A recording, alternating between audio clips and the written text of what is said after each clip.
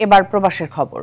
কাতার, Jordan ও Saudi আরবের রিয়াদ প্রতিনিধিদের পাঠানো তথ্যছবিতে প্রবাসী সংবাদ জানাচ্ছেন রাকিব হাসান। প্রবাসী শ্রমিকদের কর্মদক্ষতার মূল্যায়নে সনদ প্রদান করেছে কাতারে বাংলাদেশি মালিকানাধীন প্রতিষ্ঠান দিগন্ত এক্সপ্রেস কন্ট্রাক্টিং অ্যান্ড হসপিটালিটি। সনদ প্রদানে দেশটির রাজধানী দোহায় জমকালো অনুষ্ঠানের আয়োজন করা হয়।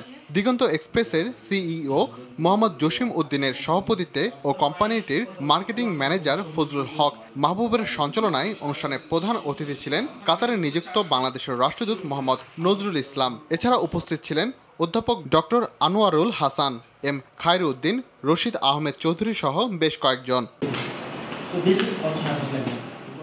ই পাসপোর্ট পদ্ধতি প্রবাসীদের আবেদন দাখিল প্রক্রিয়া সম্পর্কে স্পষ্ট ধারণার লক্ষ্যে বাংলাদেশ দূতাবাস কানেক্টিং দ্য ক্লায়েন্ট থিমের দ্বিতীয় কর্মশালা আয়োজন করা হয়। কর্মশালায় জর্ডানের বিভিন্ন পোশাক কারখানার মানবাধিকার প্রতিনিধিরা অংশগ্রহণ করেন। রাষ্ট্রদূত নুরি হেলাল সাইফুর রহমান সহ দূতাবাসের কর্মকর্তাদের সাথে অংশগ্রহণকারীদের বক্তব্য রাখেন। ই পাসপোর্ট আবেদন প্রক্রিয়া বিস্তারিত প্রদর্শন করেন মোহাম্মদ সোহাগ হাওলাদার।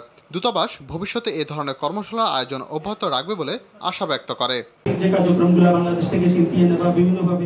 সৌদি আরবের রিয়াদে 2025 প্রবাস বাংলা প্রিমিয়ার লিগ উপলক্ষে ক্রিকেটারদের সাথে মতবিনিময় সভার আয়োজন করা হয়। ক্রীড়াবিদ মোহাম্মদ সালাউদ্দিনের সঞ্চালনায় প্রধান অতিথি ছিলেন প্রবাস বাংলা প্রিমিয়ার লিগের প্রধান উদ্যোক্তা মুকবুল আহমেদ রুবেল।